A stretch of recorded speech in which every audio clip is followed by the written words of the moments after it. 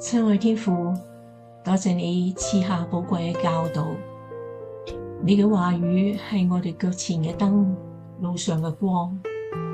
我哋藉着你嘅教導，能夠過得勝嘅生活。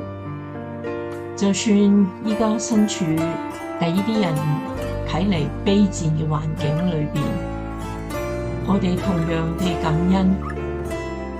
就如使徒保羅喺聖經中咁樣提醒我哋，我知道點樣處豐富，亦知道點樣處卑賤，或有餘，或缺乏。我靠住那加俾我力量嘅，凡事都能作。多謝天父嘅鼓勵。